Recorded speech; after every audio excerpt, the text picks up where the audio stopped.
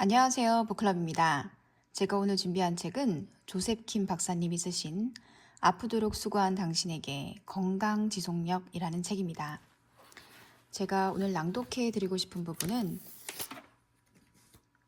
나는 나를 용서할 수 없다 낭독해 드리겠습니다. 한 번은 어느 병원 원장님이 찾아와 함께 일하는 간호사를 살펴봐 줄 수 있는지 물었다. 그 간호사는 진통제를 먹어도 통증이 사라지지 않고 신경 안정제를 복용해도 마음이 안정이 되지 않는다고 했다. 원래 이 간호사는 병원에서 가장 밝은 얼굴로 환자를 대하며 지금의 병원 이미지를 만들었고 모든 원장님들에게 긍정의 에너지를 전해주는 분이었다고 한다. 하지만 최근 반년 동안 조금씩 웃음을 잃어가더니 심장을 조이는 통증이 찾아와 벌써 몇 차례 정밀 검사도 받았다고 했다. 두통과 어깨 통증, 그리고 수면장애와 공황장애로 컨디션이 좋지 않고 1년 사이 사람의 얼굴이 완전히 달라졌다고 한다. 다음 날 일찍 퇴근하고 진료실로 온 간호사 선생님을 만났다. 선생님의 증상들은 원장님이 미리 설명해 주었고 이미 병원에서 잘 진단되어 병명도 나왔고 증상 완화를 위한 약을 처방받아 복용 중이었다. 그동안 증상이 호전되긴 했지만 이 증상은 나아지지 않는다 하니 이제는 보다 근본적으로 이 증상들의 원인을 알아야 할 단계였다. 그러자면 증상을 지닌 사람을 알아야 했다. 선생님의 주관적인 정보를 객관화하기 위한 돌봄 컨설팅을 시작했다. 이런 케어는 시간이 상당히 소요되기 때문에 현대적 의료 환경에서는 적용하기 어렵고 너무 이상적인 진료로 여겨지고 있다. 하지만 한 생명을 살리기 위해 꼭 필요한 과정이다. 1시간 넘게 대화를 주고받다 보니 시간적 편차가 있지만 퍼즐 조각처럼 흩어져 있던 모든 증상들의 출발이 1년 전 한 시점으로 모아져 갔다. 그때 무슨 일이 있었는지 물었다. 아빠가 급성 심근경색으로 돌아가셨다고 한다. 그 이후로 심장이 아프고 두근거리고 빈맥도 찾아왔다고 한다. 정밀검사 결과 특이점은 없었다고 했다. 그리고 스쳐 지나가듯 하지만 분명히 들릴 정도로 나지막이 이야기했다. 아빠가 돌아가신 것은 자기 때문이라고. 자기가 아빠를 너무 미워했고 원망했기 때문이라고. 왜 그렇게 생각하세요? 라는 질문으로 선생님 마음에 연결하는 다리를 놓았다. 초등학교 때 부모님이 이혼한 뒤로 선생님은 아빠를 1년에 한두 번 만났다. 지방에서 어머니와 살다가 대학교를 서울에 오면서 아빠와 함께 살게 되었다. 이때부터 그동안 자기 졸업식에 오지 않았던 아빠에게 자주 소리 지르며 원망했다. 사춘기 소녀처럼 아빠를 대하고 그동안의 아픔을 털어놓듯이 화를 냈다. 아빠는 보통 그저 듣기만 하고 한 번씩 선생님이 과하게 소리를 지를 때는 거기까지만 하라고 조용히 나무라셨다. 선생님은 대학을 졸업하고 간호사가 되어 병원에 근무하면서 독립했다. 그 뒤에도 아빠를 가끔 만났지만 아빠에 대한 미움이 좀처럼 사라지지 않았다. 아빠의 여인 모습을 보면 왜인지 더 속상한 마음이 들었다. 병원에서처럼 남들에게 대하듯이 밝은 미소로 아빠를 대한 적은 한 번도 없었다. 그러다 1년 전 아빠가 갑자기 세상을 떠나셨다. 유품으로 남겨진 아빠의 지갑 속에는 어린 시절의 자기 사진이 들어있었다. 그 이후 아빠에게 따뜻한 말 한마디 못해준 자신이 미웠다. 죄책감이 밀려들었다. 자기를 용서할 수 없었다.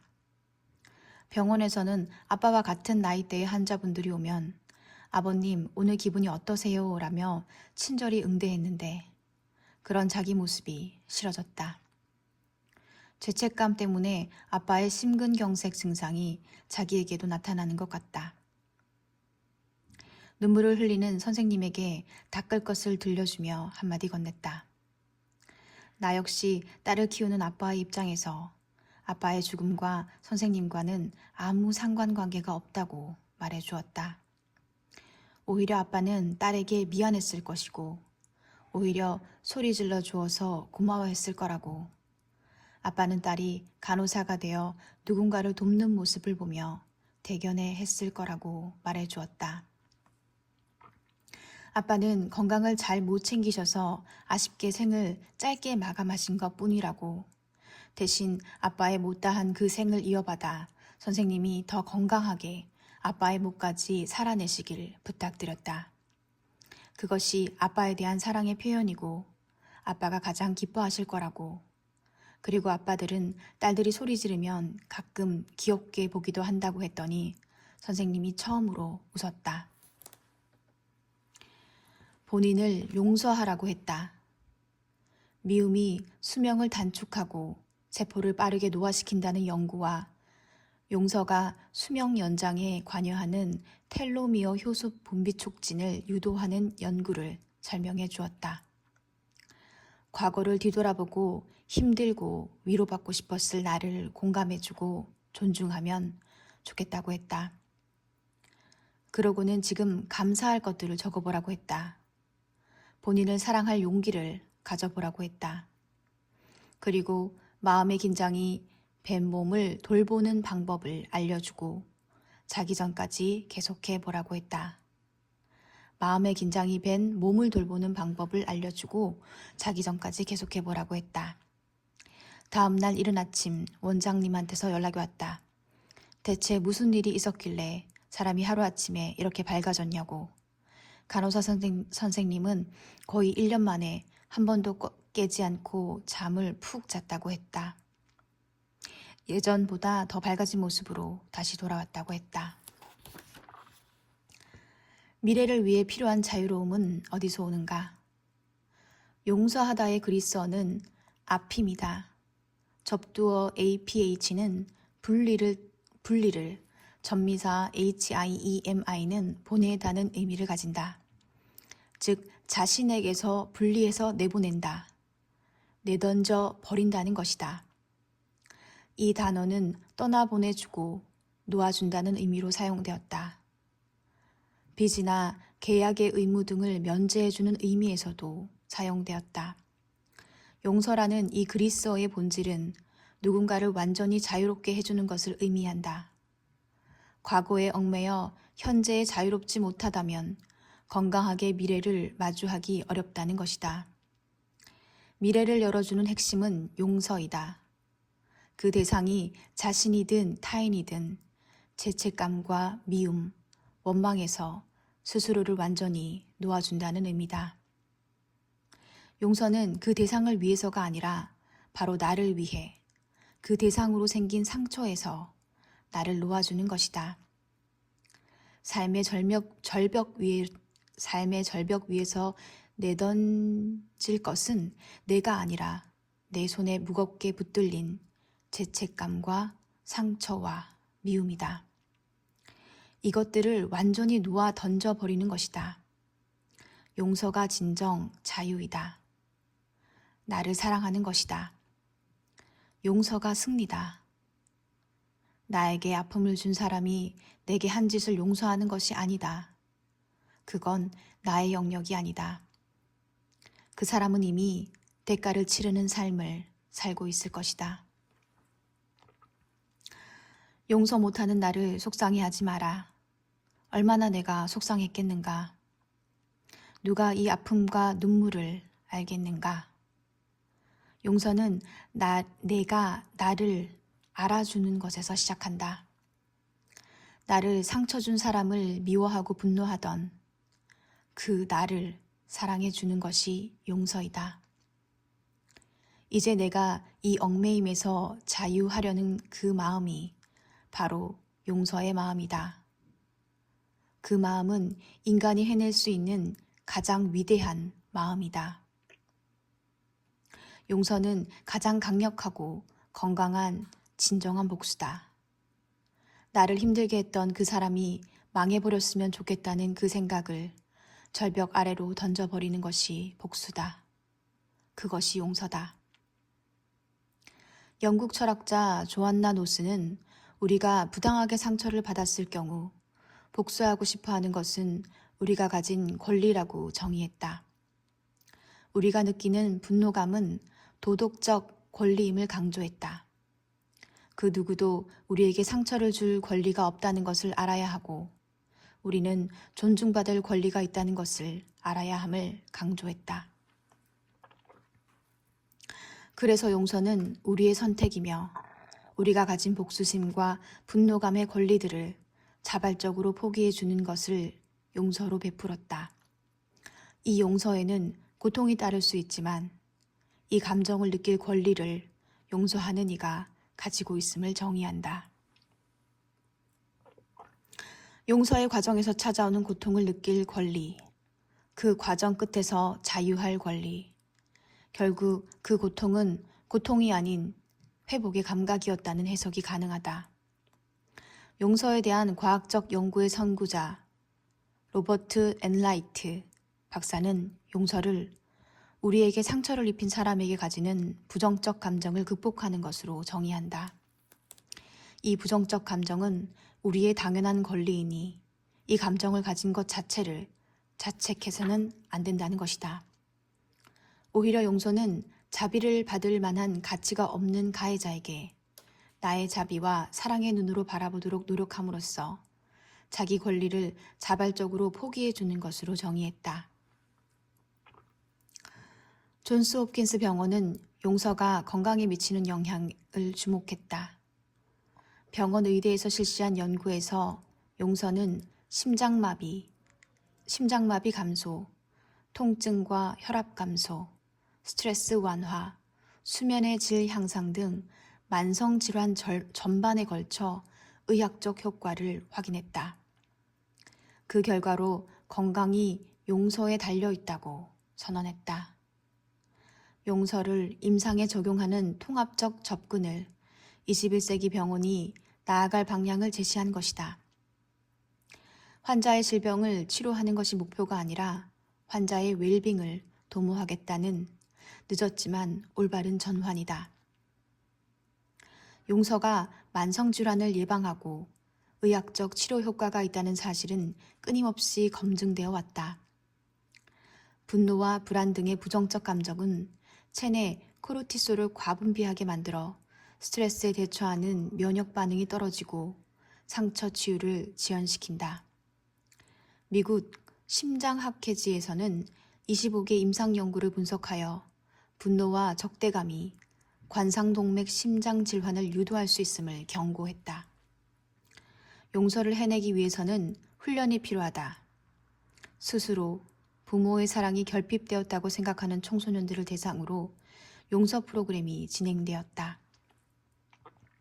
이 프로그램에서 청소년들은 자기가 받은 상처에 대해 분노할 권리가 있고 그 권리를 행사할 것인지는 내가 결정하는 것이라는 걸 배웠다. 로버트 엔라이트 박사가 제시한 것처럼 용서란 상처를 안겨준 대상이 아니라 그 대상에게 가지고 있는 나의 부정적 감정을 나의 결정으로 끊어내는 것임을 교육받은 것이다. 이러한 교육과 훈련으로 이 청소년들의 불안도가 낮아졌고 용서 지수는 높아졌으며 부모에 대한 긍정적 태도와 자신에 대한 희망과 자존감 지수가 높아졌음을 관련 연구들이 보여주었다. 용서의 과정은 분노를 개방하는 단계부터 시작된다고 한다. 분노는 권리이다. 그리고 스스로 공감해주고 자기를 존중해 주어야 한다. 그 다음은 결심의 단계다. 이는 용서할 용기를 가질 단계이자 나를 위해 용서할 마음을 다지는 단계이다. 그 다음은 용서를 하는 단계이다. 나를 사랑하는 나에 대한 선물이다. 자유를 위한 날개짓과 같다. 마지막 단계는 용서에서 의미를 발견하고 해방하여 자유하는 단계이다. 제2차 세계대전 때 포로 수용소에서 끔찍한 경험을 한 생존자 가운데서 마음을 회복한 이들의 특징은 그 고통의 시간에서 의미를 길러내는 사람들이었다고 한다. 용서의 과정에서 우리는 삶의 자유를 발견하게 된다. 무엇에도 얽매이지 않는 성장을 하게 된다. 그리고 우리 또한 누군가에게 용서를 구할 필요가 있음을 발견한다. 무거운 미움을 내려놓아주면 우리 마음에 여유가 찾아온다. 구름 사이로 보이는 푸른 하늘에 그리고 파도 아래 바다의 잔잔함에 우리의 마음이 머물게 된다. 나의 마음 거인, 진짜 나를 마주하게 된다. 힘들지만 용서할 사람들을 적어보자. 화가 나도 괜찮다. 나의 감정 권리이다.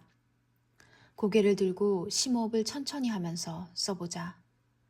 그리고 나의 권리로 부정적 감정들을 떠나보내자. 한 번에 어찌 다 되겠는가? 천천히 해 나가보는 그 발걸음이 내면에 조금씩 힘을 길러줄 것이다. 그 효과는 이미 의학적으로 검증되었다.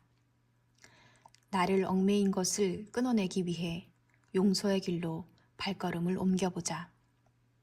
그 길은 화해의 길이기도 하다. 화해는 부정적 감정을 끌어안는 것이 아니라 나의 생각에서 던져버리는 것이다. 길 옆으로 던져버리자. 이 발걸음들의 끝에는 이 아픔을 치료해줄 천연약이 보관된 마음속 약국이 기다리고 있을 것이다.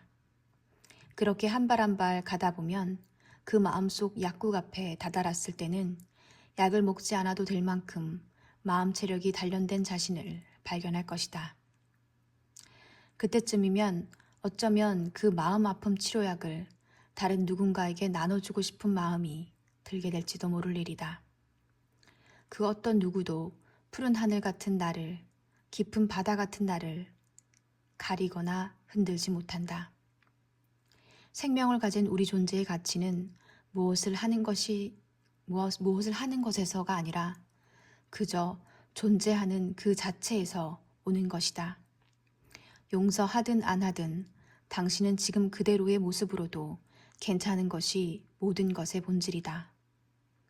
그럼에도 용서의 산책으로 마음이 더욱 건강해지시길 바라는 마음으로 처방을 남긴다. 1. 용서하기 힘든 사람들이 있다면 떠올리고 이름을 적어본다. 용서의 첫 단계는 대상을 개방하는 것이다. 자연스럽게 찾아오는 분노는 우리의 권리다. 고개를 자주 들고 심호흡을 하며 작성한다. 2. 여러 감정들이 올라와도 자연스럽게 흘려보내기. 3. 마음 깊이 밴 원망의 감정들을 내보낸다고 선언하기. 심호흡 10번. 감사합니다. 지금까지 조셉 킴 박사님이 쓴 아프도록 수고한 당신에게 건강 지속력이었습니다.